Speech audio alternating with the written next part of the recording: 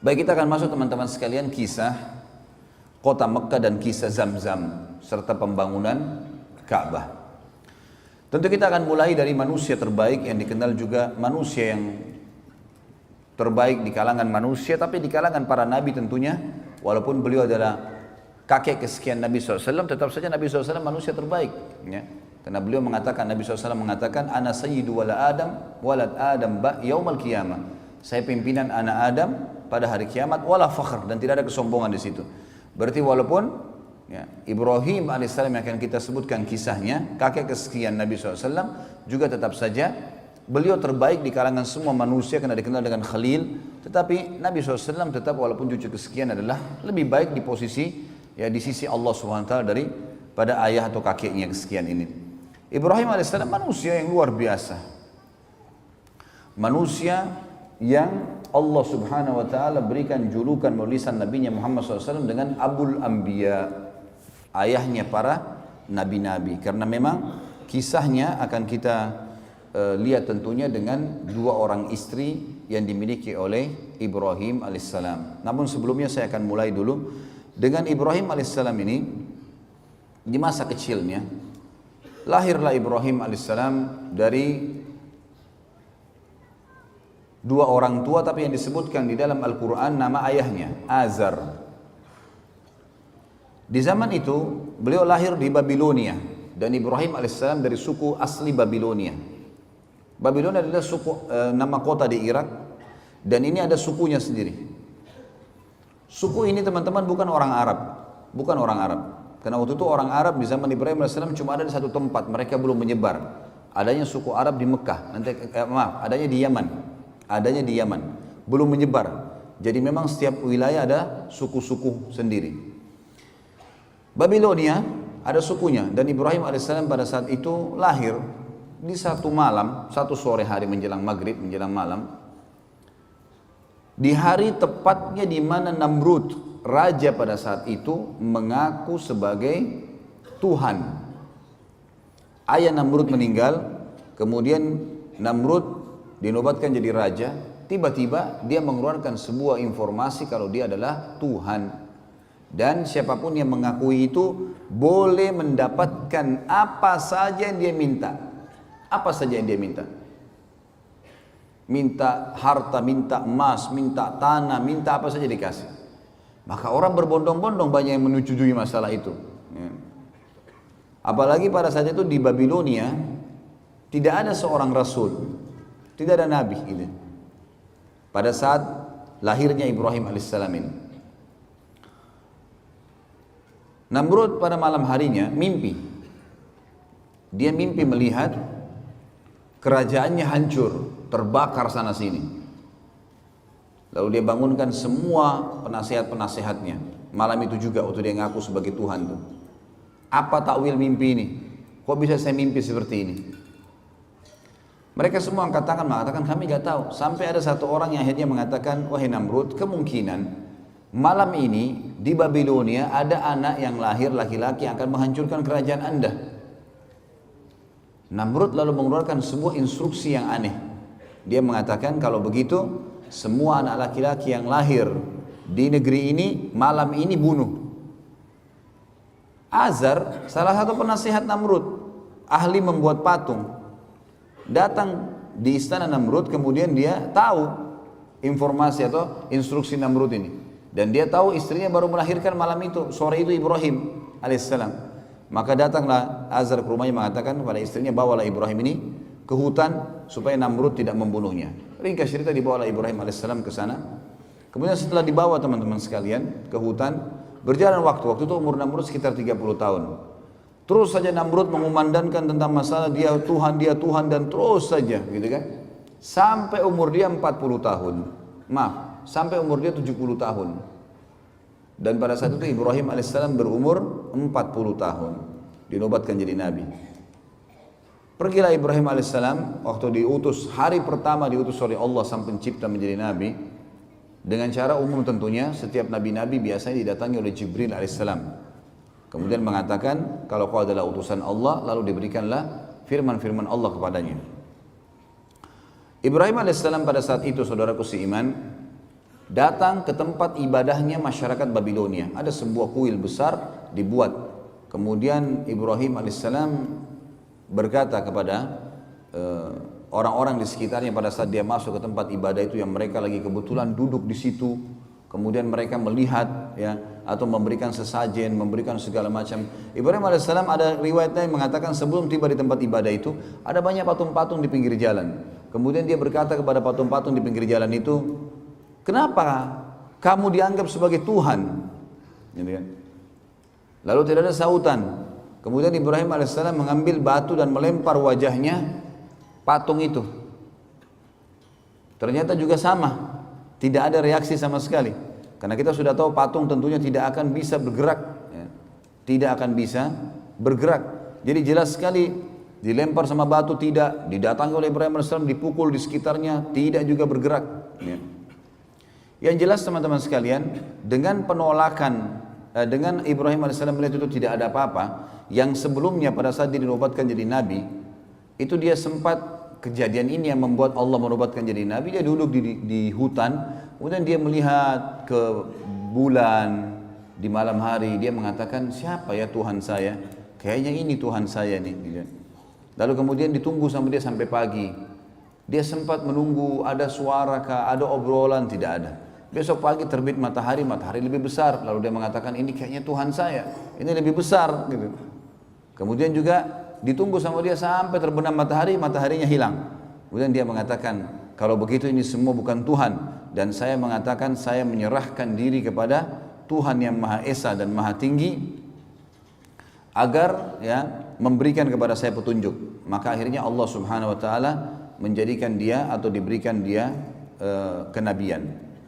Baik, ringkas cerita teman-teman sekalian, datanglah Ibrahim alaihissalam kemudian bertemu dengan tempat ibadah yang dibuat oleh Namrud. Dan sampai sekarang tentu kalau teman-teman ketik di Google tentang masalah peninggalan Namrud di Babilonia, akan ada gambar-gambar, banyak sekali gambar-gambar peninggalan istananya, puing-puingnya, tempat pembakaran Ibrahim alaihissalam, banyaklah. Ya. Ibrahim alaihissalam mendakwai yang paling pertama ayahnya. Begitu datang, dia bertemu dengan ayahnya, didakwahi ayahnya, didakwahi kaumnya. Allah menyebutkan dalam masalah itu dalam Al-Quran, surah Al-Anbiya, surah nomor 21 ayat 52 sampai 73. Surah Al-Anbiya, surah nomor 21 ayat 52 sampai 73. A'udzu billahi minasyaitonir rajim. Idz qala li abihi wa qaumihi ma hadhihi at-tamathil allati antum laha 'akifun. Qalu wajadna aba'ana laha 'abidun. Qala laqad kuntum antum wa aba'ukum fi dhalalin mubin. Qalu aji'tana bil haqqi am anta minal la'ibin. Qala bal rabbukum rabbus samawati wal ardi alladhi fatarahunna wa ana 'ala dhalikum minasy syahidin. Wa tallahi la akidanna asnamakum ba'da an tuwallu mudbirin. Sampai sini teman-teman saya berhentikan dulu dan akan kita lanjutkan ayatnya. Jadi ayat 52 sampai ayat ayat 57 sampai ayat 57 dulu. Kurang lebih terjemahnya kata Ibrahim alaihissalam, ingatlah kata Allah ketika Ibrahim berkata kepada ayahnya dan kaumnya, apa nih patung-patung yang sedang kalian sembah? Mereka berkata, inilah yang kami temukan yang disembah oleh ayah-ayah kami.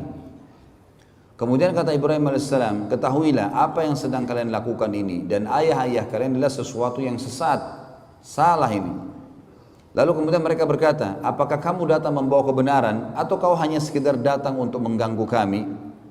Maka Ibrahim AS mengatakan, Tuhan kalian adalah yang menciptakan seluruh langit dan bumi, pemiliknya, pengawasnya, pengurusnya, dan saya termasuk saksi atas itu. Saya akan memberikan kalian bukti-bukti, dan kalau kalian tidak mau percaya, maka saya akan menghancurkan dan melakukan tipu daya terhadap Tuhan-Tuhan kalian ini.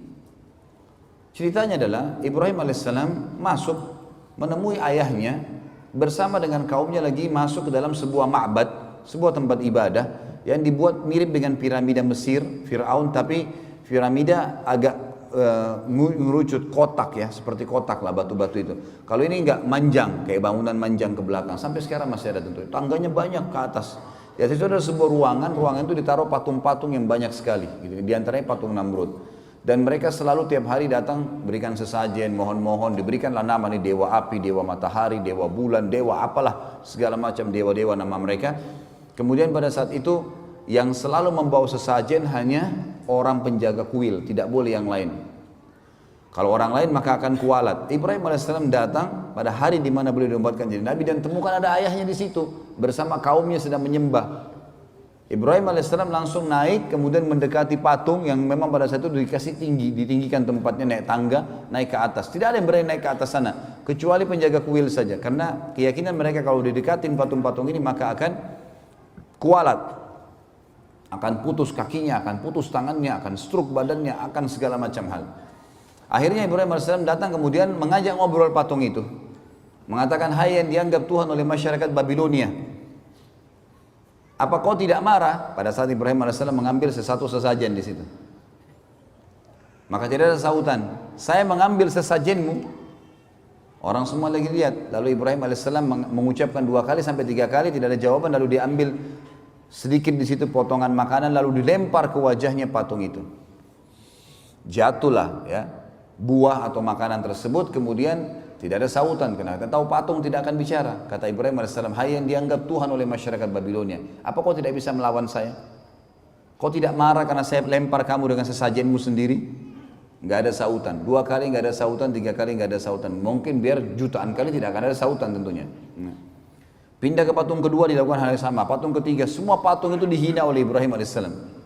Setelah itu Ibrahim AS setelah keliling dari sisi kanan ruangan sampai ke sisi kiri, lalu dia mengatakan, hai kaumku, lihat ini apa yang kalian sembah. Patung kalian susun sendiri, kalian pahat sendiri, kalian bentuk matanya, kalian bentuk hidungnya, kalian yang pikul diangkat sampai ke situ.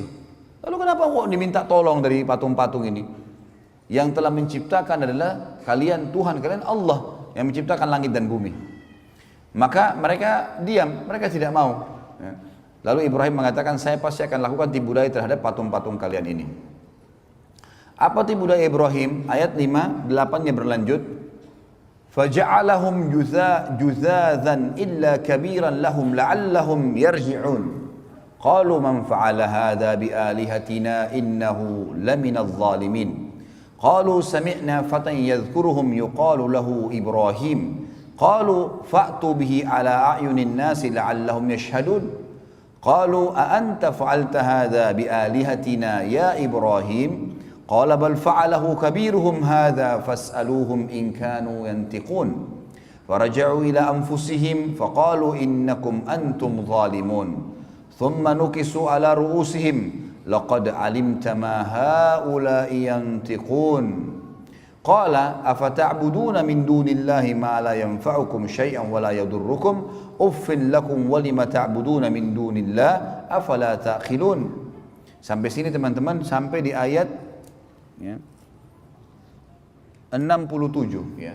Ayat 67 saya terjemahkan dan saya hubungkan dengan kisahnya. Maka pada saat itu kaumnya keluar dari ruangan ibadah tadi, tinggalkan Ibrahim AS. Kata Ibrahim, sebentar, kalau kalian tidak mau dengar apa yang saya sampaikan, saya ini utusan Allah pencipta langit dan bumi dan saya akan sampaikan kepada kalian. Kalian tetap mau sembah berhala, saya akan lakukan tipu daya loh. Mereka tinggalkan, tidak mau dengar Ibrahim AS. Sempat bimbang tapi mereka tinggalkan. Ibrahim AS keluar cari kampak dan masuk menghancurkan patung-patung itu. Dipotong kepalanya, potong tangannya, potong kakinya, dihancurin semuanya. Dan Ibrahim AS membiarkan patung yang paling besar, patungnya Namrud ada di tengah-tengah ruangan. Enggak diganggu sama sekali. Tapi ada patung ular, patung singa, dipotong kepalanya, ditaruh di pahanya patung Namrud. Kampaknya juga ditaruh di tangannya patung Namrud. Maka besok pagi pada saat mereka mau beribadah lagi, mereka temukan tempat ibadah mereka hancur semuanya. Dan pada malam hari pada saat Ibrahim AS menghancurkan, penjaga kuil ada. Tapi penjaga kuilnya ketakutan karena dia sendiri yakin ini kualat, kalau dekatin patung itu kualat. Bisa stroke, bisa terpotong tangannya, apalagi hancurin ke Ibrahim. Ini luar biasa Nabi Ibrahim AS. Maka dia tidak berani buat apa-apa, takut dia. Besok pagi orang-orang datang menyembah, ditanya dia, kenapa ini? Siapa yang buat ini? Penjaga kuilnya nyaut, yang tadi malam tuh Ibrahim, gitu kan? Itu yang Allah katakan di sini, kan? Maka Ibrahim menghancurkan semua, juzadzan illa kabira. Jadi memang Ibrahim AS menghancurkan lebur semuanya kecuali yang paling besar, patung Namrud, agar mereka sadar. Lalu mereka berkata, siapa yang membuat ini kepada Tuhan-Tuhan kami? Penjaga kuil mengatakan, kami mendengar dan yang kami tahu adalah yang tadi malam itu, Fatan itu dianggap anak muda, ya, yang semalam, yang bernama Ibrahim. Maka mereka berkata, datangkanlah Ibrahim itu di depan orang-orang semuanya, agar mereka bisa menyaksikan dan mendengarkan argumentasinya, kenapa dihancurin. Maka begitu datang, mereka tanya, hai Ibrahim, apakah kau yang lakukan ini pada Tuhan-Tuhan kami? Maka Ibrahim berkata, bukan. Ibrahim mengatakan, qala bal fa'alahu kabiruhum. Kenapa tanya saya? Tanya patung yang paling besar itu yang pegang kampak, gitu kan. Tanya kalau dia bisa ngomong, gitu. Maka mereka kembali ke diri mereka sendiri, lalu mereka mengatakan, sesungguhnya kalianlah yang zalim. Setelah mereka dengar, pikir benar ya. Kata Ibrahim, coba lihat, kalau memang dia bisa buat apa-apa, maka dia yang melakukan. Kalau kalian yakin dia tidak bisa melakukan, lalu kenapa kalian menganggap dia sebagai Tuhan? Karena kebetulan waktu itu semua patung dewa ini, mereka anggap di bawah patungnya Namrud. Namrud adalah Tuhan, di atas Tuhan-Tuhan semuanya, paling kuat. Kemudian mereka kembali ke diri mereka, kata Allah. Setelah itu mereka, salah satu yang mengatakan, kayaknya kita yang zalim nih, kita yang salah. Kemudian mereka menundukkan kepala-kepala mereka dan akhirnya Ibrahim menunggangi untuk berdakwah. Kata Ibrahim, bukankah kalian lihat patung-patung ini tidak bisa ngomong sama sekali?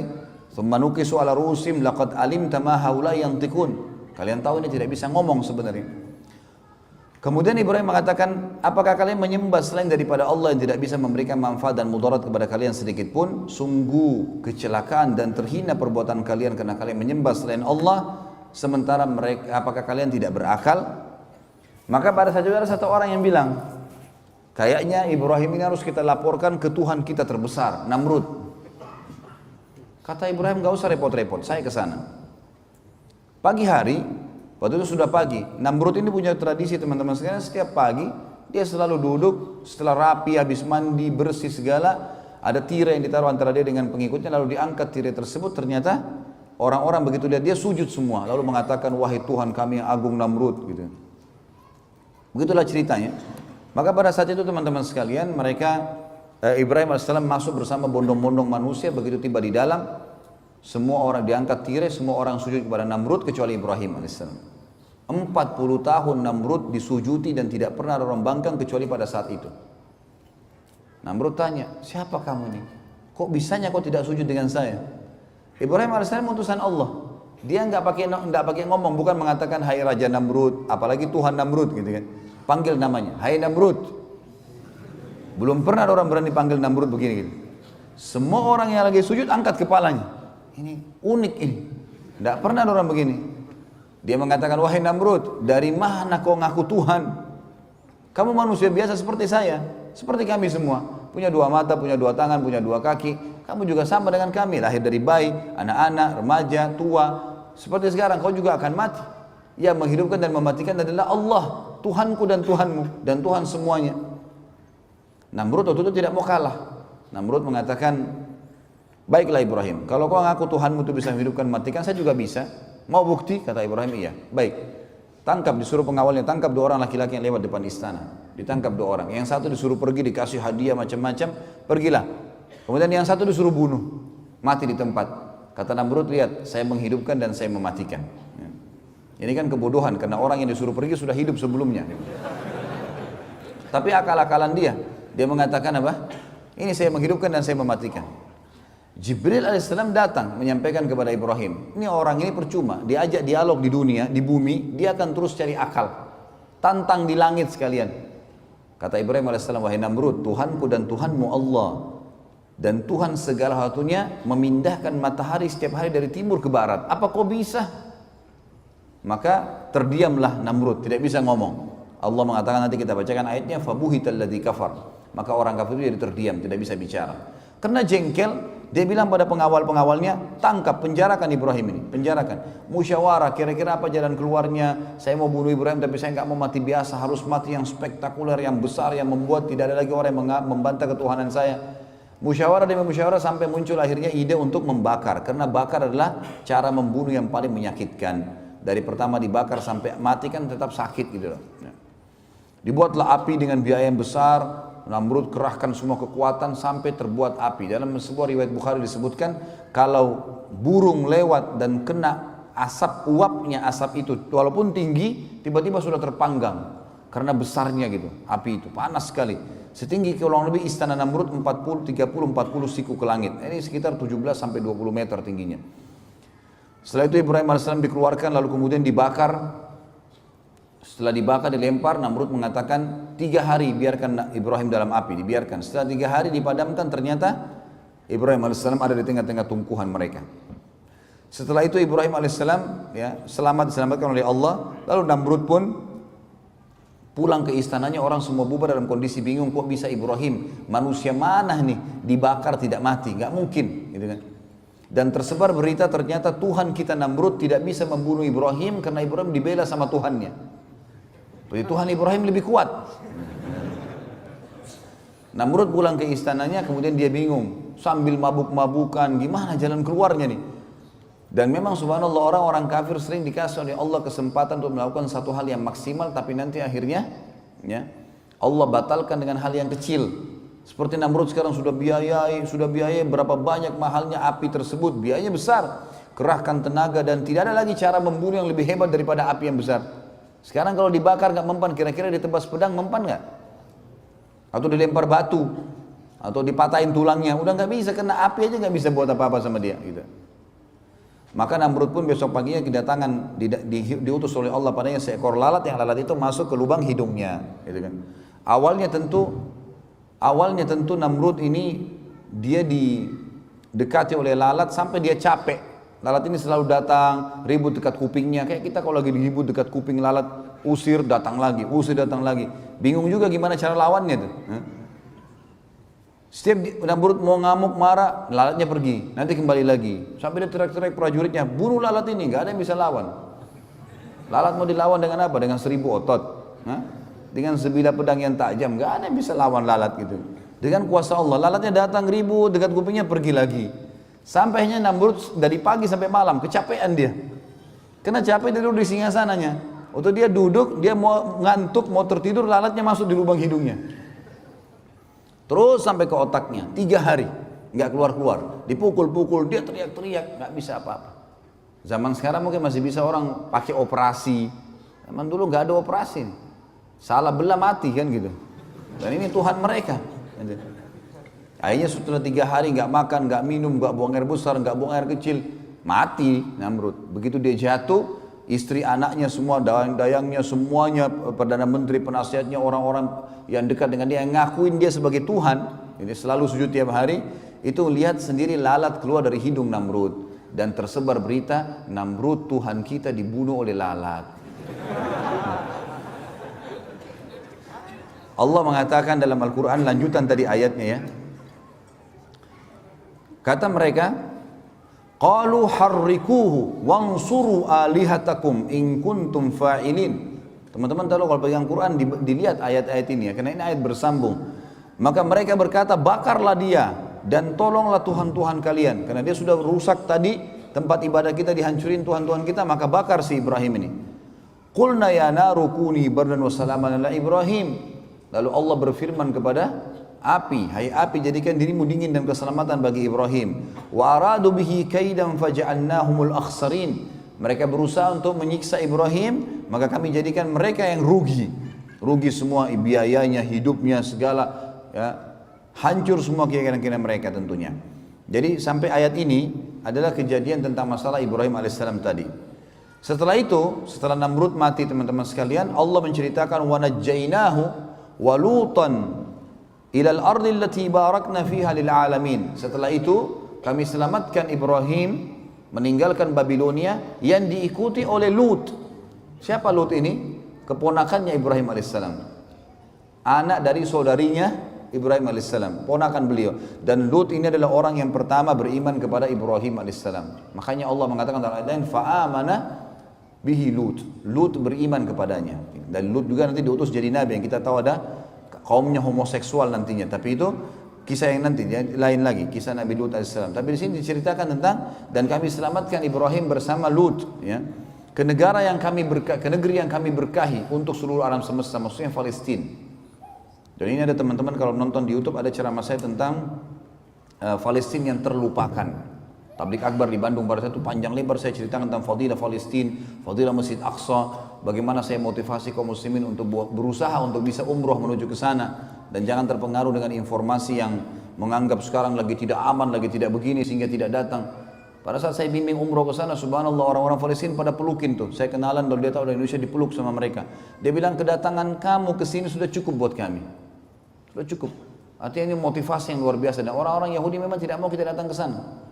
Karena kalau antum datang, antum memberikan motivasi, walaupun misalnya tidak bisa membantu secara harta dan seterusnya, karena kita cuma bawa dana secukupnya, walaupun memang sumbangan-sumbangan saya bawa dari Indonesia, kemudian kita letakkan langsung di Masjid Aqsa atau Imam Masjid Aqsa yang diberikan, tapi itu yang terjadi. Tapi ada di situ berkah memang luar biasa negeri itu. Enak, sejuk, semua buah-buahan ada, macam-macam. Negeri itu luar biasa, ternyata Palestina itu negeri yang banyak gunung-gunung dan memang dingin, subur sekali. Subur. Seperti Allah katakan dalam ayat ini, allati barakna fiha lil alamin. Kami berkahi itu untuk semua alam semesta. Artinya kalau orang datang tinggal sana akan tentram, akan hidup. Karena ditanam apapun, negeri Syam terkenal, ditanam apapun maka akan tumbuh, gitu kan? Tumbuh buah-buahan. Sampai dikatakan pernah ada jalanan pecah, ya, jalan raya pecah, retak jalannya kemudian tumbuh pohon apel, gitu kan? Saking suburnya negeri itu.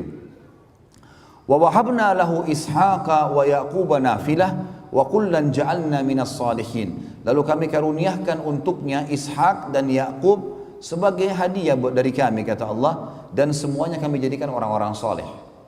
Nanti akan kita jelaskan tentang kisah bagaimana ibunya Ishak alaihissalam, Sarah, mandul beberapa tahun tidak punya anak. Nanti akan kita ceritakan sebentar, tapi ini terlintas dalam ayat ini disebutkan namanya.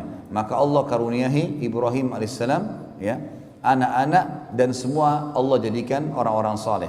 Wa ja'alnahum a'immatan yahduna bi amrina wa awhayna ilaihim fi'lal khairati wa iqamas salati wa ita'az zakah wa kanu lana 'abidin. Dan kami jadikan juga mereka ini keturunannya Ibrahim semuanya imam-imam, maksudnya pemimpin yang akhirnya manusia mendapatkan petunjuk dari mereka. Dan mereka menjalankan perintah-perintah dari sisi kami, serta kami wahyukan kepada mereka agar selalu melakukan perbuatan-perbuatan baik. Kata ulama tafsir, semua keturunan Ibrahim alaihissalam yang secara langsung, Ishak, Ismail, Yaqub, kemudian turun Yusuf, ya, Musa, Daud, Sulaiman, Yunus, Ayub, ya, ini semua Musa, Isa alaihi wassalam dikenal dengan turunan Bani Israil, dan terakhir Nabi Muhammad SAW dari Ismail, semua ini adalah orang-orang yang saleh dan jadi pemimpin. Wa kanu lana, dan mereka selalu salat, berlomba-lomba dalam kebaikan dan mendirikan salat, menunaikan zakat, dan wa kanu lana abidin, dan mereka selalu menyembah kami. Tapi saksi bahasan kita masih bicara tentang proses Ibrahim alaihissalam tadi pada saat beliau tadi berdakwah di Babilonia. Baik. Ibrahim alaihissalam akhirnya meninggalkan Babilonia, teman-teman sekalian, dalam kondisi pada saat itu sudah menikah dengan Sarah. Dan Sarah alaihissalam tidak punya anak, karena beliau mandul. Hijrahlah Ibrahim alaihissalam ke Palestina. Babilonia ditinggalkan, hijrah ke Palestina, gitu kan.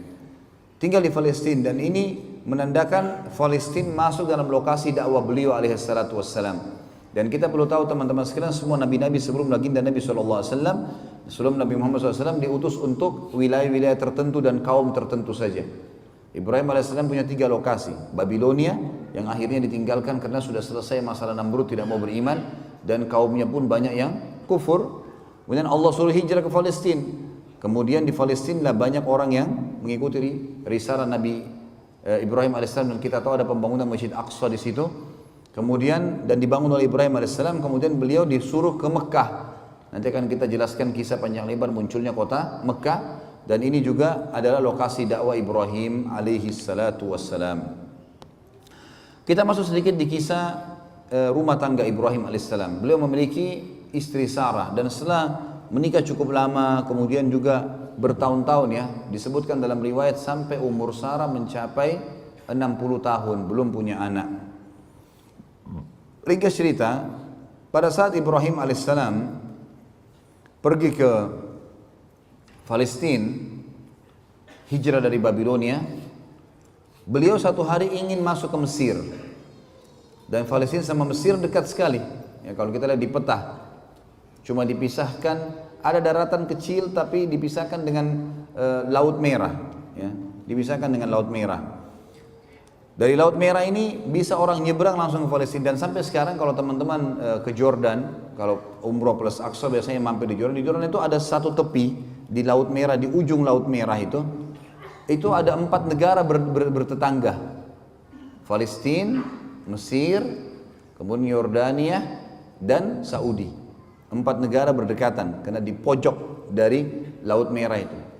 Ibrahim alaihissalam pergi ke sana, dan waktu itu di Mesir ada raja zalim. Ada raja zalim. Kezaliman raja ini apa teman-teman sekalian? Dia suka mengambil istrinya orang. Penyakit.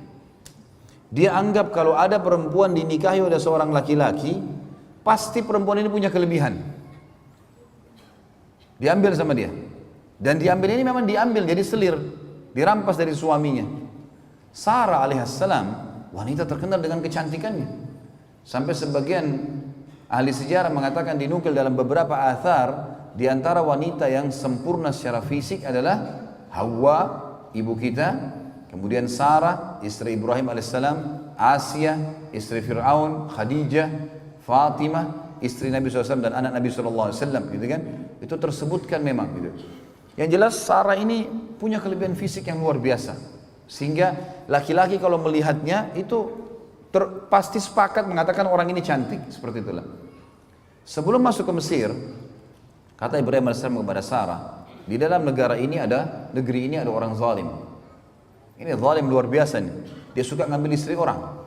Jadi kalau kamu didekatin nanti oleh prajurit-prajurit. Jadi raja ini punya prajurit-prajurit ngeliling di jalan-jalan Mesir. Ada perempuan cantik, ditanya, kalau ada laki-laki sebelahnya, siapa kamu? Suaminya. Langsung dibunuh suaminya, diambil. Bawa ke raja. Seperti itulah, diambil secara paksa.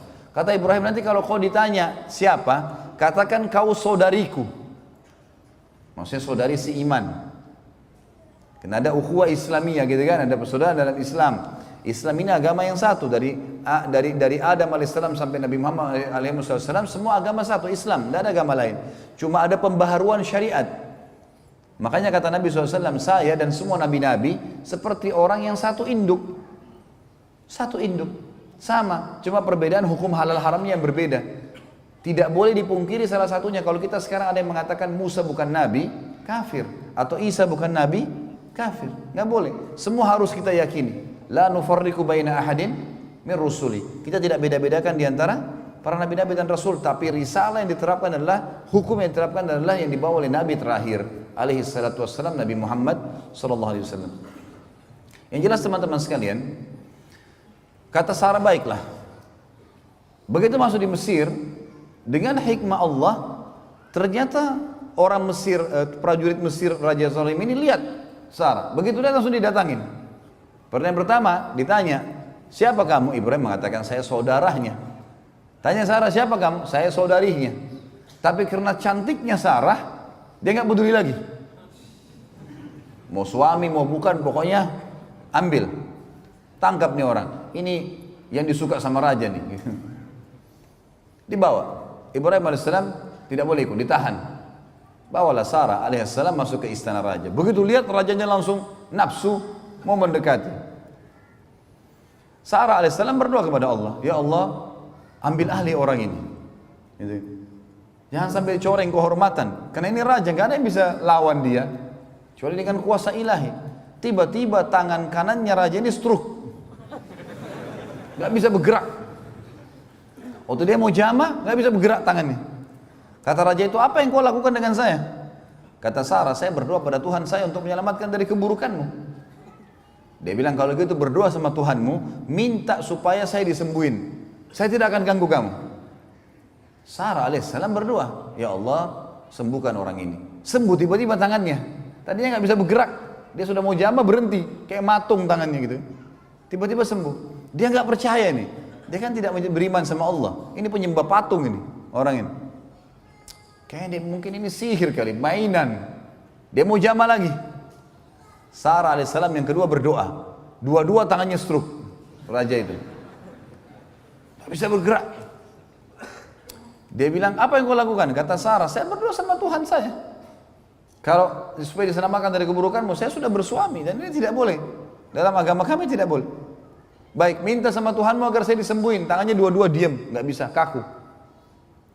Sembuhin, saya tidak akan ganggu kamu. Sarah alaihissalam depan dia berdoa, ya Allah, sembuhkan orang ini. Sembuh tiba-tiba tangannya. Ternyata masih belum puas nih. Mau lagi jamah Sarah. Sarah alaihissalam berdoa yang ketiga kali. Tiba-tiba stroke semua badannya kecuali mukanya. Semua nggak bisa bergerak. Kaku sekujur tubuhnya gitu kan. Lalu dia sudah tahu. Dia bilang, mintalah sama Tuhanmu supaya saya disembuhkan dan saya tidak akan ganggu kamu serta semua ini penasihat saya, dayang-dayang saya semua jadi saksi. Saya tidak akan ganggu kamu. Kata Sarah, baiklah. Ya Allah, sembuhin dia. Sembuh tiba-tiba. Apa kata raja ini dengan ketakutan? Keluarkan perempuan ini dari istana saya karena yang kalian bawa jin bukan manusia.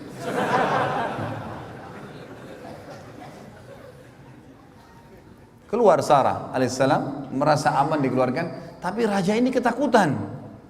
Raja ini jangan sampai di luar istana dia berdoa mati nih. Ini stroke gak ada lagi, tadi kan dia bisa minta disembuhin. Maka dia menghadiahkan salah satu budak wanitanya bernama Hajar. Raja Mesir ini menghadiahkan budak wanita bernama Hajar. Tentu ada ahli sejarah yang mengatakan ini anaknya raja itu. Untuk mengambil hatinya Sarah supaya jangan Sarah berdoa dia kena stroke lagi gitu. Tapi yang saya temukan dalam riwayat-riwayat yang banyak dinukil adalah ini memang hamba sahaya terbaik, wanita terbaiknya yang dianggap pada saat itu oleh raja gitu. Hadiahkan kepada Sarah dan waktu itu umurnya setengah umur Sarah. Umur Hajar alaihissalam dan madunya nanti tentunya adalah Sarah alaihissalam ini setengah umur. Kalau saya tidak salah pada saat itu umur Ibrahim alaihissalam sudah sekitar 40 tahun tentunya ya. Kemudian umur waktu dinobatkan jadi nabi waktu tadi dinobatkan jadi nabi Babilonia, kemudian cuma dalam berapa tahun berdakwah kemudian keluar ke Palestina. Jadi umur Sarah juga sekitar 30 tahun sekian, umurnya Hajar setengahnya. Pergilah Hajar bersama Sarah menjadi seorang pelayan melayani Sarah alaihi wassalatu wassalam sampai umur Sarah mencapai 60 tahun dan tidak punya anak. Berarti umurnya Hajar sekarang 30 tahunan setengah. Maka Ibrahim alaihissalam pengen punya anak. Sekarang Nabi berharap bisa punya anak. Maka Sarah karena melihat suaminya begitu, dia pun akhirnya menghibahkan Hajar untuk Ibrahim alaihissalam. Karena Ibrahim alaihissalam dibebaskan dari keterbudakan lalu dinikahi. Dalam 1 tahun punya anak namanya Ismail. Lahir dari Sarah ini. Gitu kan. Maaf, dari Hajar. Makanya waktu Amr bin As radhiyallahu anhu di tahun 20 Hijriah di zaman khilafah Umar bin Khattab mau masuk ke Mesir, kata Amr bin As dalam suratnya untuk Raja Mesir, kami mengajak kalian masuk Islam, diterangkanlah Islam panjang lebar, dan kami mengajak kalian untuk melanjutkan hubungan silaturahim kalian dengan Nabi kami. Kata orang-orang Mesir, apa hubungannya kalian dengan kami? Kami suku Kipti asli Mesir dan kalian orang Arab dari Jazirah Arab, tidak ada hubungannya. Kata Amr bin As, kakek Nabi kami bernama Ibrahim, istrinya Hajar dari Mesir. Dan juga Nabi Muhammad SAW memiliki salah satu wanita di bawah naungan beliau, Maria Qibtiyah radhiyallahu anha, adalah orang Mesir. Kakeknya menikah dengan orang Mesir. Nabi kami juga salah satu pasangan hidupnya adalah orang Mesir. Kembali ke kisah tadi, menikahlah Ibrahim alaihissalam dengan Hajar, kemudian memiliki anak yang diberi nama Ismail. Jadi Ismail alaihissalam lebih besar ya, sekitar 2 tahun atau 3 tahun selisih dengan Ishak alaihi wassalatu wassalam. Baik, berjalan waktu, Sarah alaihissalam wanita, dia lihat Hajar bisa memberikan anak untuk suaminya, dia juga ingin punya anak. Tapi umurnya sudah 60 tahun. Berdoa kepada Allah. ya Allah mudahinlah anak untuk Ibrahim dari saya. Allah subhanahu wa ta'ala menerima doanya Hajar dan doanya Sarah. Di umur 60 tahun sekian itu hamil. Awal berita sampainya hamilnya Sarah ini karena ini kejadian besar. Ini hampir sama kejadian dengan istrinya Nabi Zakaria yang sudah 60 tahun mandul tidak punya anak. Dijelaskan dalam surah Maryam, gitu kan? Yang jelas teman-teman sekalian, malaikat datang dan waktu itu malaikat datang 2 orang diutus ke rumahnya Ibrahim alaihissalam di Palestina. 2 malaikat ini diutus untuk 2 hal yang penting. Yang pertama, menyampaikan berita gembira kalau Sarah akan hamil dan akan lahir Ishak menjadi nabi nanti. Yang kedua adalah mereka datang untuk menghancurkan kaum Lut. Waktu itu lokasi dakwanya Ibrahim alaihissalam Babilonia tadi sudah ditinggalkan, sudah selesai karena memang misinya mereka tetap dalam keadaan kafir. Allah suruh pindah ke Palestina. Kemudian nanti akan kita lihat ada lokasi Mekah. Di antara Palestina dengan Yordania itu perbatasannya cuma sebuah lembah. Sampai sekarang kalau kita ke Yordan, kayak saya bilang tadi kasus orang umrah Palestina itu, kita kalau mau masuk ke Palestina sekarang yang sekarang dikuasai oleh Israel, kita lewatin lembah tuh, ada lembah. Lembah inilah memisah antara 2 negeri ini. Dan dari dulu sudah ada lembah itu. Di Palestina, lokasi dakwanya Ibrahim alaihissalam. Di Yordania, lokasi dakwanya Nabi Lut alaihissalam. Dan ini menandakan memang sesuai dengan sabda Nabi SAW, kalau Nabi-Nabi sebelum beliau diutus untuk kaumnya saja. Untuk kaumnya, lokasinya. Jadi Jordan sama Palestina berdekatan, tapi di sini ada Lut, di sini ada Ibrahim alaihissalam. Dan penduduk Yordania cukup meyakini ada nabi namanya Ibrahim, tapi syariatnya dijalankan syariatnya Lut. Udah, begitu saja. Mereka harus saling yakin dengan masalah itu, percaya. Tapi perbatasan itu sama dengan Musa alaihissalam, sesama dengan Khidir. Sesama dengan mertuanya sendiri Shu'aib alaihissalatu wassalam. Nabi Shu'aib di Madian, Nabi Musa di Mesir dan Palestina, dan Nabi Khidir ada di Asia bagian di bagian Asianya Turki, gitu kan. Begitu pula Nabi Isa alaihissalam sezaman dengan sepupunya sendiri Nabi Yahya, pamannya Nabi Zakaria. Jadi memang nabi-nabi sebelumnya sezaman.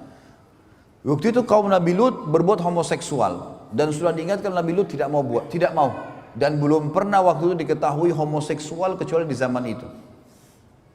Pada zaman itu tiba-tiba mereka menyimpang karena ulama tafsir mengatakan mereka berusaha mencoba-coba dosa ini bahaya. Coba-coba rokok, coba-coba khamr, coba-coba zina. Coba ini bahaya. Mencoba akan membuat orang terbuka tameng dari dirinya untuk biasa melakukannya. Mereka lakukan homoseksual, lalu datang malaikat ini untuk menghancurkan mereka. Allah ceritakan dalam surah Dzariyat, surah nomor 51 ayat 24 sampai ayat 30. Surah Az-Zariyat surah nomor 51 ayat 24 sampai 30. A'udzu billahi minasyaitonir rajim. Hal ataka haditsu dhaifi Ibrahim al-mukramin idh dakhalu alayhi faqalu salama qala salamun qaumun munkarun faragha ila ahlihi faja'a bi'ijlin samin faqarrabahu ilayhim qala ala ta'kulun فأوجس منهم خيفة قالوا لا تخف وبشروه بغلام عليم فأقبلت امرأته في صرة فصقت وجهها وقالت عجوز عقيم قالوا كذلك قال ربك إنه هو الحكيم العليم. Sudah sampaikah kepadamu hai Muhammad dan pengikutmu cerita tentang tamunya Ibrahim, yaitu malaikat-malaikat yang dimuliakan. Ingatlah ketika mereka memasuki tempatnya Ibrahim, rumahnya, lalu mereka mengatakan salamun, keselamatan. Ibrahim menjawab salamun, untuk orang-orang yang tidak dikenal. Di sini menandakan teman-teman sekalian, malaikat pada saat itu 2 ini datang dalam bentuk manusia, poster manusia. Kemudian mereka bertamu di rumah Ibrahim alaihissalam. Belum sempat, cirinya Ibrahim alaihissalam suka sekali dengan tamu. Beliau sampai dikatakan alaihissalatu wassalam, itu kalau dihidangkan makan oleh istrinya, pasti buka pintu, siapapun lewat dipanggil makan. Pasti, nggak pernah makan sendiri. Allahu alam dengan antum ini bagaimana. Selalu makan sama orang lain, nggak pernah sendiri. Maka waktu datang malaikat ini bilang salamun alaika, kita assalamualaikum gitu kan. Enggak pakai nanya. Ibrahim alaihissalam cuma mengatakan waalaikumsalam untuk orang-orang yang asing, tidak dikenal. Lalu apa yang terjadi kata Allah? Maka dia pun tiba-tiba Ibrahim pergi diam-diam menemui keluarganya di dalam, disuruh tamunya duduk. Dia tidak tanya nih kalian siapa, segala nggak ditanya. Ini ciri orang beriman, nggak pakai nanya. Kalau kita dari depan pagar masih tanya siapa, mau apa. Orang suruh masuk dulu, kasih minum, kasih makan. Kalau dia tidak jelaskan apa tujuannya, nggak usah. Dia jelaskan baru sampaikan, itu adab menjamu tamu. Wajibkan dalam Islam. Kata Nabi SAW, siapa yang mengaku beriman pada Allah dan akhir, dia harus menghormati tamunya. Menghormati kata ulama adalah mengikramnya dengan cara mempersilahkan masuk, menghidangkan makan dan minum, bertersenyum di wajahnya tanpa bertanya. Nanti kalau dia jelaskan, maaf ya saya datang karena ini, baru kita jawab. Harus begitu. Ibrahim alaihissalam menjamu begitu. Masuk langsung ke keluarganya dan apa yang dia lakukan? Dia pun akhirnya menyembeli anak sapi gemuk. Ibrahim alaihissalam langsung menyembeli, langsung suruh istrinya masak. Setelah hidang langsung dihidangkan ke tamunya. Enggak tahu tamunya ini siapa. Dihidangkan makan dulu. Lalu pada saat dihidangkan kata Ibrahim kepada mereka, silakan makan.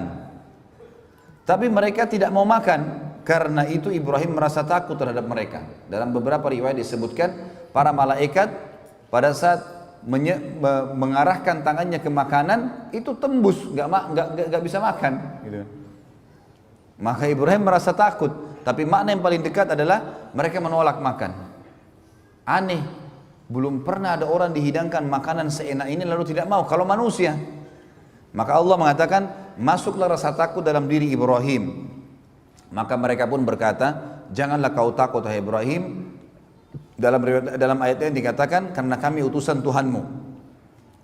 Dan mereka memberikan berita gembira kepada Ibrahim tentang kelahiran seorang anak laki-laki yang bernama Ishak.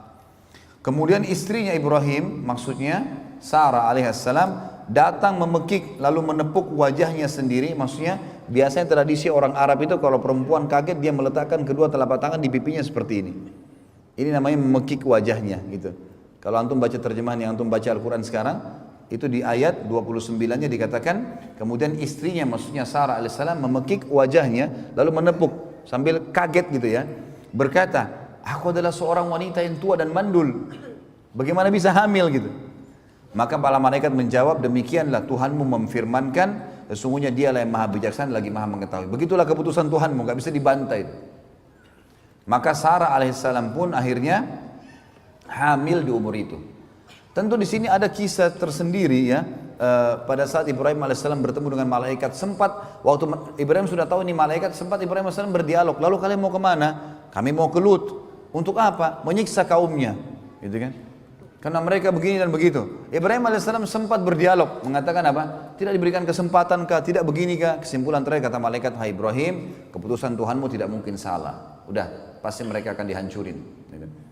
Nanti teman-teman insya Allah, tolong didoakan. Mudah-mudahan saya lagi ngatur, lagi merancang, ikhtiar gitu kan, menyusun kisah 25 Nabi dan Rasul. Dan insya Allah akan kita sampaikan dari Adam sampai Nabi Muhammad SAW. Ringkas, bukan ringkas lah ya, secara global mudah-mudahan semampu saya mengumpulkan itu. Dan kita akan ambil pelajaran-pelajaran dari para Nabi-Nabi dan Rasul. Karena sekarang sirah Nabi Alhamdulillah sudah hampir sempurna. Dan serial sahabat sudah ada 15 serial sahabat yang saya sudah bahas. Dan kita targetnya 100 sahabat, tinggal serial para Nabi-Nabi yang insya Allah kita bisa ambil dari mereka. Pelajaran. Baik. Nanti akan ada kaum Nabi Lut dan kisah-kisah kaumnya, apa yang mereka lakukan, ayat-ayat semua berhubungan dengan masalah itu. Setelah Sarah alaihissalam melahirkan seorang anak yang bernama Ishak, Nabi Ibrahim alaihissalam akhirnya sekarang memiliki 2 orang anak. Ismail dari istri kedua Hajar dan Ishak dari istri pertama Sarah alaihissalatu wassalam. Datang perintah Allah subhanahu wa ta'ala kepada Ibrahim alaihissalam pada saat itu untuk membawa istri keduanya Hajar bersama dengan anaknya Ismail ke sebuah lembah yang sangat jauh dari Palestina. Itulah Mekah. Waktu itu tidak ada manusia teman-teman, tidak ada manusia, nggak ada pohon, lembah. Jadi kalau kita lihat gambar aslinya, itu ada beberapa gambar diilustrasikan, digambarkan oleh para sejarawan yang ada di Mekah. Sekarang ada di beberapa museum diletakkan. Itu Ka'bah dulu berada pas di lereng gunung, di sebuah lembah. Jadi itu kalau hujan pasti banjir. Karena di sekitarnya itu ada dua gunung besar, As-Suwaida dengan Abi Kubais, gunung yang sangat besar. Ini lembah tengah-tengah, dan dulu tidak ada Ka'bah, nggak ada pohon, nggak ada kehidupan. Nanti kita akan bacakan ayatnya. Pada saat itu perintah Allah SWT mutlak kepada Ibrahim AS, bawa istrimu Hajar dengan Ismail ini ke wilayah tersebut. Dipandulah Ibrahim AS. Ibrahim AS berkata pada istrinya, siap-siaplah ikut dengan saya. Ikutlah Hajar, patuhan pada suaminya. Dan kita lihat nanti di sini bagi teman-teman yang berumah tangga, ambil ibrah dari para nabi-nabi ini. Luar biasa mereka dalam berumah tangga. Bagaimana suami patuhnya sama Allah, bagaimana istri patuh dengan suaminya pada hal yang membantu untuk mendukung perintah Allah itu, bukan pada kemaksiatan. Dan apa nanti yang didapatkan oleh Hajar karena dia patuh sama suaminya. Lihat bagaimana banyaknya pahala yang dia akan panen. Pergilah Hajar tanpa bertanya, subhanallah. Ini disebutkan dalam para ulama mengatakan adab istri begini. Suaminya bilang ikutlah, nggak pakai nanya, ikut duluan. Karena suaminya nggak jelasin, dan dia sudah memang di sini patokannya adalah suaminya soleh. Karena Ibrahim AS Nabi. Artinya kalau seorang akhwat kita punya suami soleh dan mengatakan ikutlah dengan saya, udah ikut aja. Nanti kalau dijelasin kita akan ke rumah ibu saya, kita akan ke sini, ya sudah. Perintah Allah, bukan karena dia. Karena suami istri teman-teman harus menganggap pasangannya tanda kutip adalah boneka yang Allah titipkan. Ini setiap kita laki-laki di sini harus menganggap istri kita adalah boneka tanda kutip yang Allah titipkan. Ini istrimu ya, saya jadikan sebagai istrimu, sudah halal kemaluannya dengan kalimat akad, maka dia punya hak, naungi dia, didik dia, berikan nafkah, penuhi kebutuhannya. Karena saya, karena Allah, bukan karena dia, maka saya akan berikan pahala, mati masuk surga. Di sana akhwat kita juga begitu. Ini suamimu ya, ini tanda kutip boneka yang saya titipin. Layani dia, penuhi kebutuhan biologisnya, makanannya, pakaiannya, cuci segala macam, pakai masakannya, segala macam. Karena saya akan kasih balasan. Tinggal sabar sampai mati sudah dapat balasan. Ini variabel-variabel hukum yang harus kita paham. Jadi kita berbuat baik pada mereka, anak kita, orang tua kita, semua ini Allah yang berikan hubungan variabel dan ada bentuk ketaatan kepadanya. Harus difahami. Hajar alaihissalam pergi. Dikatakan dalam sebuah athar, sepanjang jalan Hajar nggak pernah nanya mau kemana hai suamiku, nggak pernah nanya. Ibrahim AS istirahat, disiapin makannya, dilayani. Jauh, Palestina ke Mekah teman-teman, dengan kuda tercepat sebulan perjalanan. Kuda tercepat. Ibrahim AS dari Palestina ke Mekah waktu itu pakai unta. Lebih lama lagi. Tiba di lembah itu, belum ada Ka'bah. Karena perlu kita tahu ya, Ka'bah ini teman-teman dibangun pertama oleh Adam alaihissalam bersama dengan anaknya Syith alaihissalam. Syith adalah anak Adam yang sangat saleh, terkenal. Tulisannya Shin Ya Tha, Syith.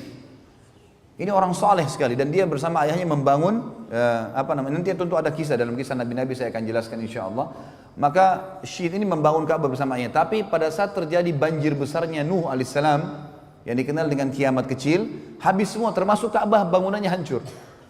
Karena semua bumi ini hancur, tenggelam dengan air, dari bumi dikeluarkan air, dari langit juga hujan air. Semua hancur, kecuali yang ada di atas kapalnya ya, Nuh alaihissalam. Sebagaimana dijelaskan, nanti ada kisah Nabi Nuh panjang lebar masalah itu tentunya.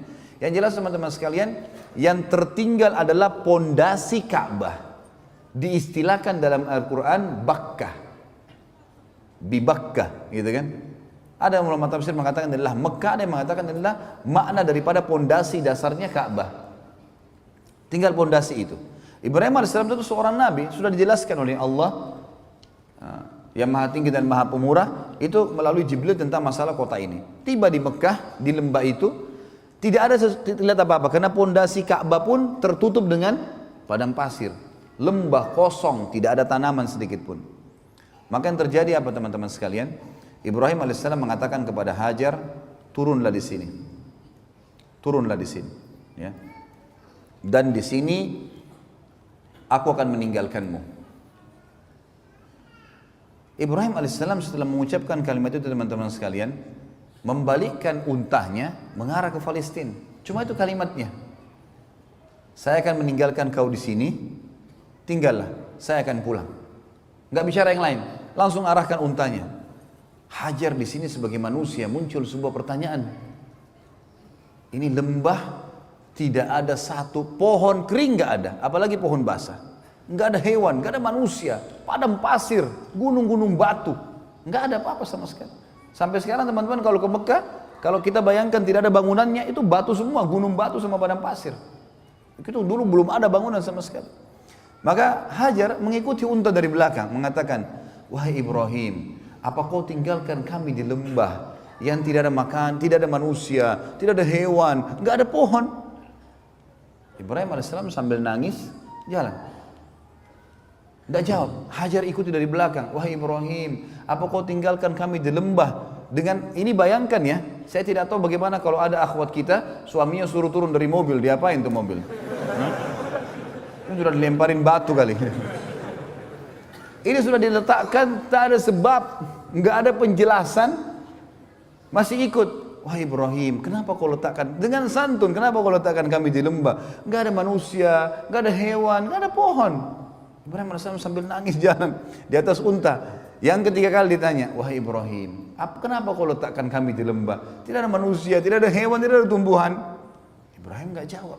Jalan. Ibrahim ini sebenarnya alaihissalam bisa jawab, tapi berat buat dia. Karena istrinya disuruh oleh Allah tinggalkan di situ. Dan keterangan pun pada saat itu sebagian ahli sejarah mengatakan belum dijelaskan kepada Ibrahim alaihissalam kenapa istri dan anaknya disuruh taruh, tapi Ibrahim patuh. Nanti juga kita ambil pelajaran bagaimana waktu Ibrahim alaihissalam disuruh menyembelih Ismail. Keterangan cuma mimpinya sembelih anakmu. Nggak ada keterangan yang lain ini. Nggak ada keterangan nanti kalau kau patuhi nanti akan saya ganti dengan kambing. Nggak ada. Pokoknya perintah kerjakan. Sama Musa alaihissalam, kita ambil pelajaran dari para nabi luar biasa. Disuruh angkat tongkatnya, cambuk ke Laut Merah. Musa tidak tahu ini air mau jadi terbang kamu apa. Pokoknya perintah Allah, cambuk tongkatmu. Tongkat ini biasa dipakai untuk mengurus gembalaannya, tongkat kecil. Musa alaihissalam patuh, lakukan. Orang mukmin begitu. Kerjain dulu, nggak usah nanya kenapa. Kenapa duhur sama asar 4 rakaat, kenapa Allah protes lagi? Kenapa nggak dikasih jam 2 saja 4 rakaat sekali? Yang membuat, yang menciptakan urat sarafmu, mengalirkan darah ngalir situ, itu yang mau. Ciptakan langit dan bumi, patuh dulu sebagai hamba. Kalau ada hikmah, nanti hikmah itu pelengkap. Kerjain dulu. Masa sekarang kalau antum lapar masih bertanya kenapa saya lapar? Hah? Makan dulu kan? Nah iya, hilangkan dulu laparnya. Nanti kemudian baru kita mencari tahu apa hikmahnya dan seterusnya.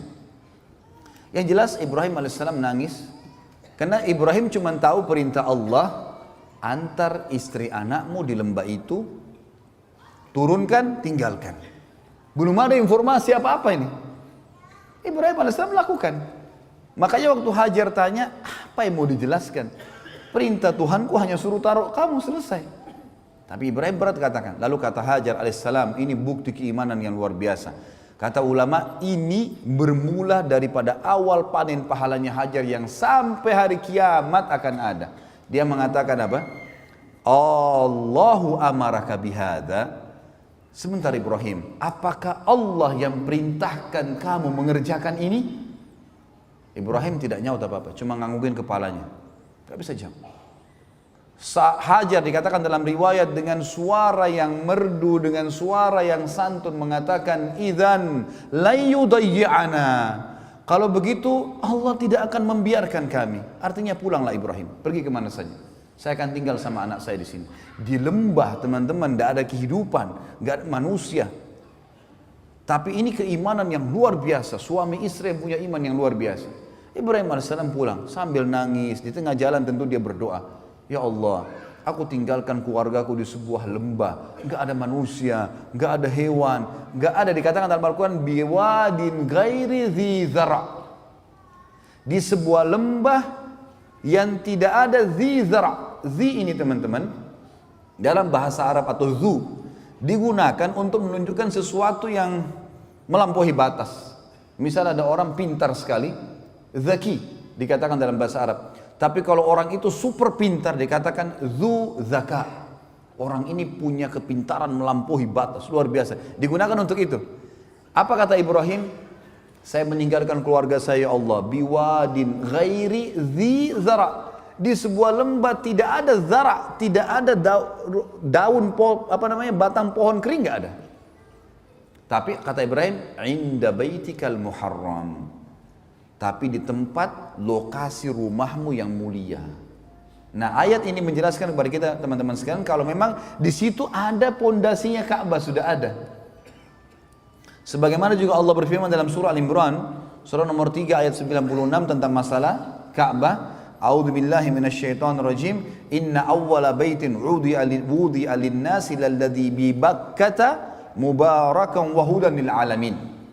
Sesungguhnya rumah yang mula-mula dibangun untuk Allah beribadah, ya, agar manusia bisa beribadah kepada Allah di muka bumi adalah Baitillah di Bakkah. Yang tadi saya bilang di Bakkah. Bakkah ini bisa berarti Mekah sendiri atau bisa berarti memang dasarnya pondasi itu. Karena Allah sedang membicarakan inna awwala baitin. Sesungguhnya rumah pertama untuk ibadah. Maka berarti yang dimaksud adalah pondasinya juga di sini bisa berarti gitu. Yang penuh dengan berkah dan petunjuk bagi seluruh alam semesta. Petunjuk bagi seluruh alam semesta. Kemudian teman-teman sekalian, setelah Ibrahim AS berdoa begitu, Ibrahim melanjutkan banyak tentu dalam ayat Al-Quran, ya, yang dikatakan ya Allah, mereka untuk mendirikan sholat, mereka untuk menunaikan zakat, utuslah kepada mereka manusia-manusia yang datang kepada mereka, ya, supaya bisa hidup, jangan mereka sendirian gitu. Tentu kita tinggalkan dulu kisah Ibrahim alaihissalam. Saya mau tutup teman-teman dengan kisah Hajar. Tentu insya Allah nanti malam ada sesi 2-nya kan. Ya. Ini kalau antum mau ikutin tidak selesai-selesai nih kan, panjang ini ceritanya. Kita teman-teman sekalian, Hajar alaihissalam waktu ditinggal, manusia, seorang ibu, dia mulai lihat bekal airnya. Zaman dulu orang kendi dibuat dari kulit hewan, kulit unta, kulit kambing, kecil. Artinya beberapa sedotan habis. Waktu itu Ismail alaihissalam masih dalam susuan, baru setahunan umurnya, gitu kan. Maka Hajar alaihissalam melihat di sekitarnya, coba ikhtiar sebagai manusia, ada enggak kafilah lewat, ada enggak apa pohon bisa bernaung. Yang beliau lihat di situ gunung yang dia bisa jangkau. Tentu Mekah ada 2 gunung besar, As-Suwaidah dengan Abi Qubais. Ini sulit, terlalu besar untuk dinaikin. Tapi ada gunung di situ, Safa dan Marwah. Gunung Safa dan Marwah. Ini bukit, gunung bisa terjangkau, bisa manusia bisa naik. Maka Hajar supaya bisa lihat dari jarak jauh, dia naik ke Safa. Naik ke Safa, dia lihat ke arah Marwah. Marwah cukup jauh yang kita tahu kan, itu kurang lebih 1 kilo jaraknya. Maka dia lihat ke sana. Nah teman-teman sekalian, di padang pasir, memang ini sudah menjadi sesuatu yang ilmiah pun sudah diteliti. Jadi ada fata morgana. Antum kalau melihat di padang pasir, teman-teman kalau pernah di Dubai, pernah di Saudi, di musim panas, kita kalau lagi jalan di jalan rayanya, itu dari kejauhan kita seperti lihat ada genangan air. Padahal nggak ada air. Itu fata morgana saja. Jadi itu rupanya pantulan dari wilayah lain yang ada air dengan cahaya matahari, dengan hikmah Allah SWT tentunya. Maka Hajar alaihissalam lihat ke arah gunung Marwah. Beliau lihat di sana ada genangan air, pantulan dari tempat lain gitu. Maka Hajar alaihissalam melihat di sekitarnya semua padang pasir, sana ada genangan air di Marwah. Dia turun dari gunung Safa menuju ke Marwah. Di tengah-tengah lembah, beliau berlari kecil untuk membantu dirinya supaya bisa naik ke Marwah. Naiklah ke atas. Naik ke Marwah nggak ada air. Dia balik lagi arah matanya ke arah Safa, dilihat di Safa ada air. Turun lagi dari Marwah ke Safa, di tengah-tengah lembah lari lagi untuk naik ke Safa. Begitu terus sampai 7 kali. Dan subhanallah, karena keikhlasan Hajar alaihissalam, ini yang saya bilang teman-teman, kadang-kadang pelajaran seperti ini jarang disinggung. Karena keikhlasan mematuhi perintah Allah pada suaminya dan patuh pada suaminya, kemudian dia berusaha ikhtiar mencari sesuatu buat dirinya hidup, Allah menjadikan perbuatannya itu abadi sampai menjelang hari kiamat. Kenapa? Karena Allah jadikan semenjak itu di syariat Ibrahim alaihissalam, di syariat semua nabi-nabi sesudahnya, dan syariat Nabi Muhammad SAW, sampai hari kiamat terjadi sebuah hukum di haji dan umrah, Safa dan Marwah, sa'i. Artinya setiap orang yang sa'i dipanen pahalanya oleh Hajar alaihissalatu wassalam. Saya subhanallah setiap kali sa'i, saya melihat orang, ribuan orang. Sekarang di Masjid Haram 24 jam. Tidak pernah kosong tempat sa'i itu. Sampai dibuat 3 lantai. Ada lantai basement, ada lantai 1, ada lantai 2-nya. Ya. Itu sampai penuh semuanya orang sa'i. Saya berpikir, berapa banyak pahalanya Hajar alaihissalam. Karena dia pemicunya kan. Gara-gara itu keluar sebuah hukum. Allah hormati, dikekalkan. Sebenarnya nanti kita lihat juga, waktu Ibrahim alaihissalam bangun Ka'bah, bekas pijakan kakinya disuruh orang sholat di belakangnya. Kan gitu. Ini karena menghormati bagaimana perjuangan-perjuangan mereka dalam agama. Bagaimana Allah menilai itu. Tinggal butuh patuh saja. Semua bekas kepatuhan dengan keikhlasan akan berbekas menjadi amal jariah yang besar. Itu poin yang harus disadari teman-teman sekalian. Maka Hajar alaihissalam setelah 7 kali bolak-balik ternyata sama, nggak ada. Dan sekarang menjadi sebuah hukum. Dari Safa ke Marwah itu selalu hitungannya ganjil tentunya. 1, 3, 5 dan 7. Dari Marwah ke Safa yang genap, putaran kedua, putaran keempat dan putaran keenam. Karena kalau saya pandu jemaah haji atau jemaah umroh saya bahasakan begitu supaya nggak lupa. Pokoknya dari Safa ke Marwah selalu putaran kita yang ganjil tuh, yang 1, 3, 4, 1, 3, 5, 7 dan Marwah ke Safa itu yang genap 2, 4 dan 6 gitu. Dan di tengah-tengah lembah sekarang oleh Saudi tentunya sudah ditutup pakai marmer ya. Dulu itu agak cekung, tapi sekarang sudah tutup marmer jadi sudah mulai agak rata dan di situ ditaruh lampu warna hijau, gitu. Ditaruh lampu untuk menjelaskan kalau dulu Hajar di sini berlari kecil dan kita sunnahnya berlari kecil. Kalau laki-laki disuruh berlari, kalau perempuan ya mempercepat langkahnya atau berlari kecil yang kita bahasakan tadi. Baik, setelah 7 kali teman-teman bolak-balik ternyata ini adalah fata morgana, nggak ada air, maka Hajar pun ambil ikhtiar untuk kembali ke arah anaknya. Waktu itu Ismail AS ditaruh di tanah, jadi tinggalkan di sebuah tempat yang disusun batu-batu dari padang pasir di sekitarnya untuk menaungin minimal dari panas. Yang terjadi waktu dia kembali alaihissalatu wassalam, dia melihat di sebelah kakinya Ismail alaihissalam ada mata air. Ada 3 riwayat yang menjelaskan masalah itu, yang 2-nya masih didoifkan para ulama, yang 1 disahihkan. Yang pertama dikatakan air itu keluar dari sentakan kakinya Ismail pada saat menangis, dan ini dilemahkan. Ada riwayat kedua mengatakan keluar dari telapak kakinya untahnya Ibrahim alaihissalam, ini juga dilemahkan. Yang ketiga adalah ini yang disahihkan, Jibril alaihissalam datang dan mengepakkan dengan sayapnya lalu keluarlah mata air tersebut. Waktu datang Hajar lihat, bayangkan teman-teman kalau kita sa'i sekarang saja dengan kondisi pakai AC, lalu kita sa'i masih haus tuh. Hah? Benar gak? Senyap betul ini. Hah? Ini senyap sudah mau berhenti atau masih mau dengar? Ini sudah 2 jam lebih kita ngomong ini. Masya Allah. Taib. Ala kulli hal, teman-teman sekalian sekarang saja kalau sa'i, apalagi kalau musim panas kita butuh air zam-zam dan diletakkan oleh kerajaan Saudi, Masya Allah, jazakumullah khair, dengan air zam-zam banyak.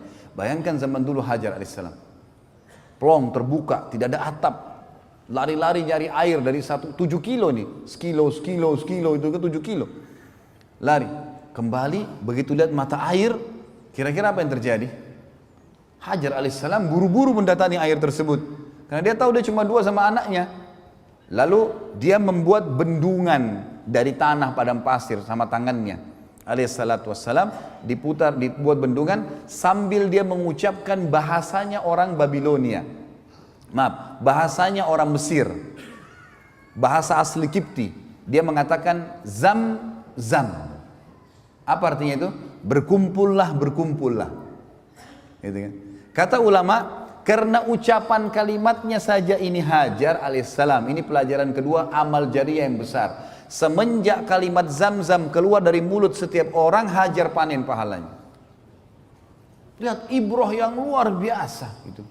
Bagaimana orang panen pahala hanya karena ketulusan kepada Allah. Sedikit bergerak, pahalanya berlipat-lipat. Gitu kan?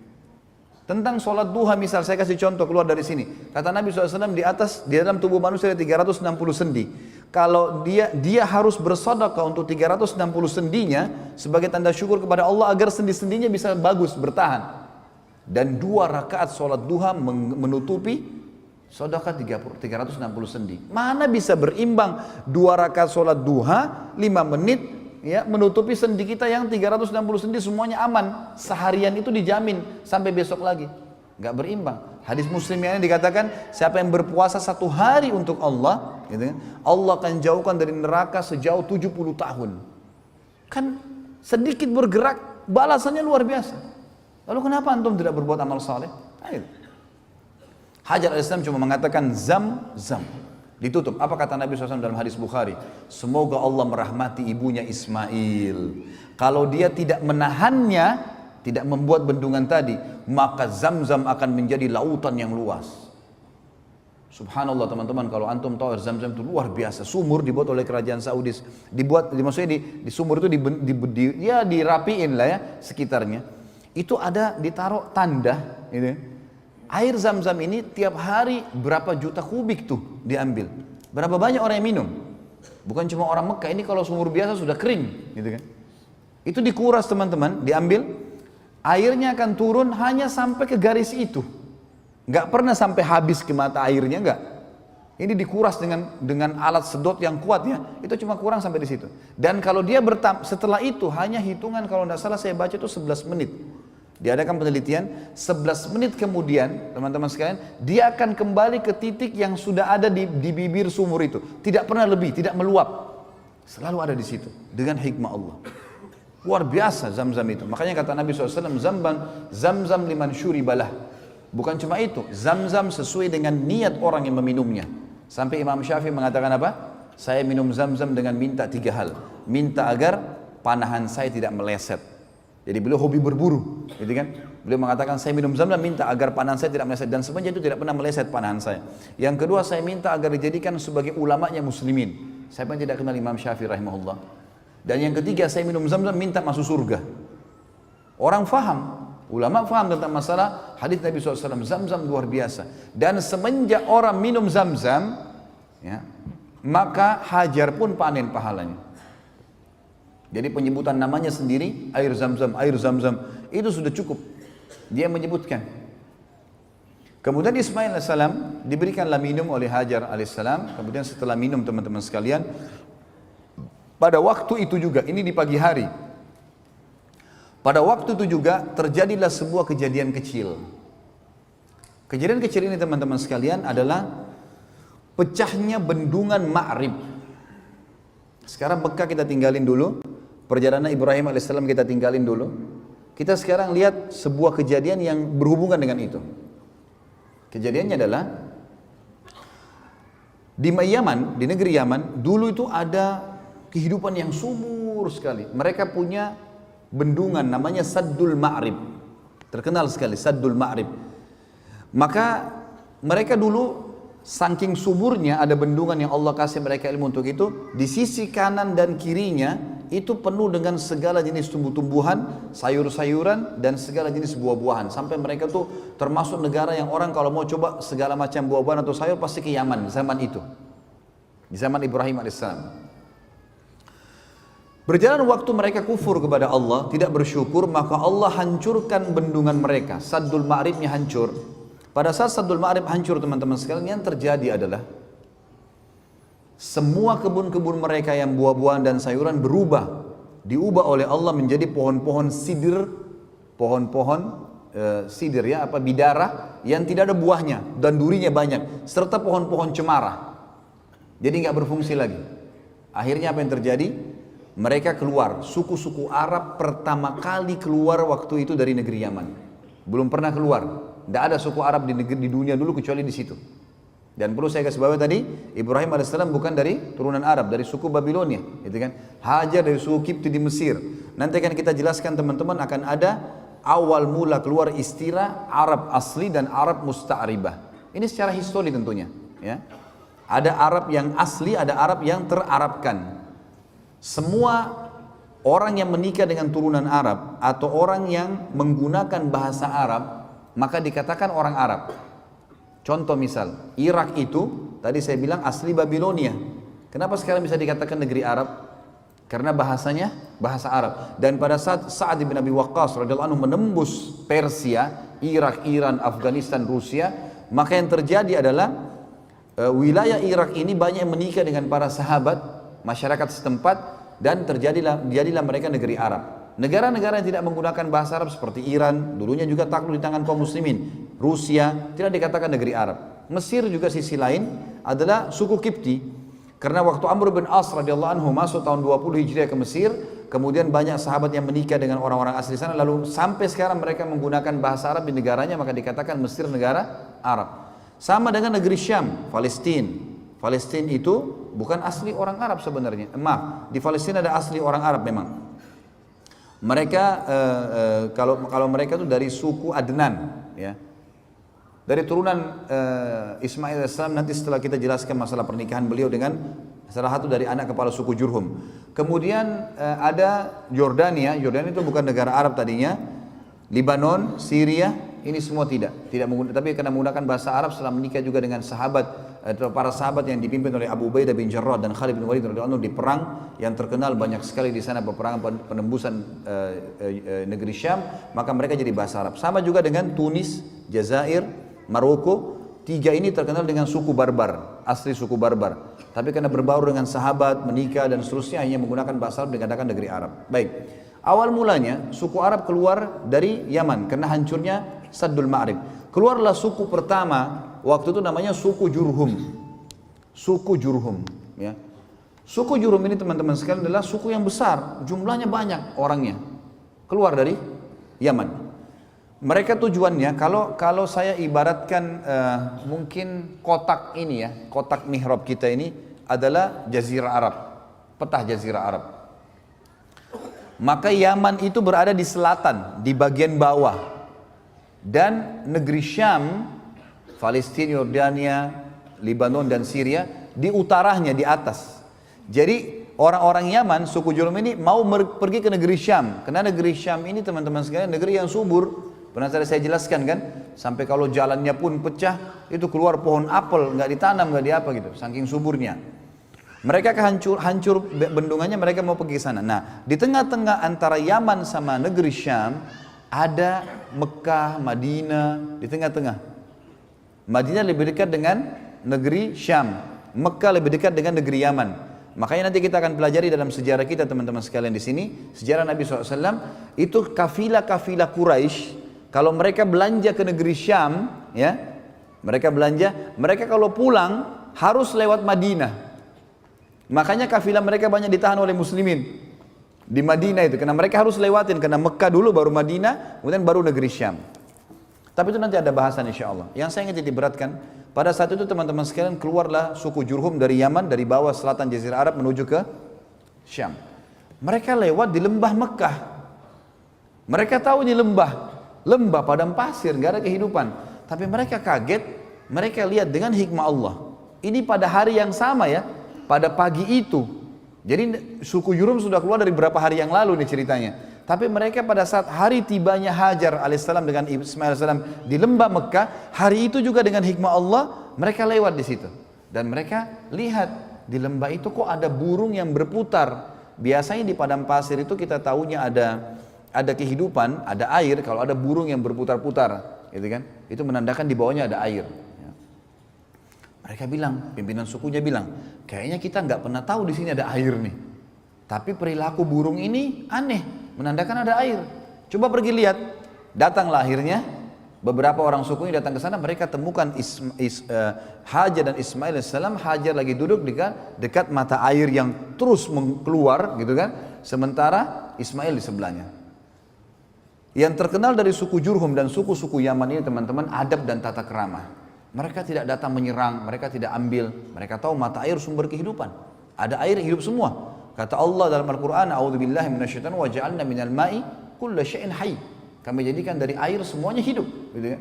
Kalau ada air semua hidup. Kita bisa hidup tanpa makan, tapi kita nggak bisa hidup tanpa air. Nggak mungkin. Air ini harus ada. Lalu mereka pun berkata kepada Hajar, datang pimpinannya, wahai ibu, bisa nggak kami ini suku keluar dari Yaman, kehabisan air, nggak ada, bendungan kami hancur segala, kami mau ke negeri Syam, tapi kami temukan di sini ada mata air, bisa nggak anda izinkan kami hidup bersama anda di sini, dan kami bersedia membayar upeti, artinya hasil peternakan kami akan berikan kepada anda, susunya, dagingnya, hasil apa saja perkebunan kami nanti kami akan kasih, yang penting anda izinkan hidup di dekat mata air ini, hikmah ilahi. Maka tiba-tiba Hajar alaihissalam pada saat itu mengatakan, baiklah silahkan tinggal dengan saya, gitu kan. Maka tiba-tiba pada hari itu, sebelum terbenam matahari kata ahli sejarah, terbentuk komunitas masyarakat Mekah. Padahal tadi lembah, nggak ada orang. Pada hari itu mulailah mereka bangun rumah, mulailah mereka bercocok tanam, mulailah peternakannya dikembangbiakkan, jadilah sebuah kota. Mulai dibangun, gitu kan. Maka terbentuklah awal mula pada saat itu kota Mekah. Dan ini kata para ulama, hikmah ilahi, Allah subhanahu wa ta'ala memang menginginkan itu terjadi. Dan juga tentu saja, ya, ini juga Allah subhanahu wa ta'ala ingin menyelamatkan Hajar alaihissalam yang memang sudah diatur oleh Allah untuk itu, dan nanti akan ada kisah Ismail dari masa kecilnya sampai menikah dengan suku Jurhum dan seterusnya, ke depannya akan kita sampaikan insyaallah nanti malam. Maka yang di sini kita lihat bagaimana ya terbentuk komunitas pertama di Mekah itu. Terbentuk komunitas pertama di Mekah. Baik, ini kurang lebih teman-teman sekalian kisah tentang awal mulanya Mekah, kisah air Zam-Zam gitu kan.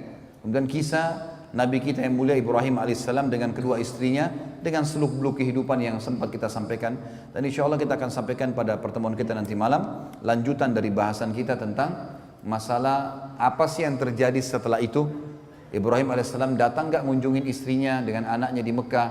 Kalaupun iya, apa yang terjadi kisahnya? Bagaimana proses pembangunan Ka'bah? Bagaimana penemuan Hajar Aswad? Kemudian bagaimana prosesi diperintahkannya ibadah haji? Allahu a'lam. Ini yang kita sampaikan insyaallah.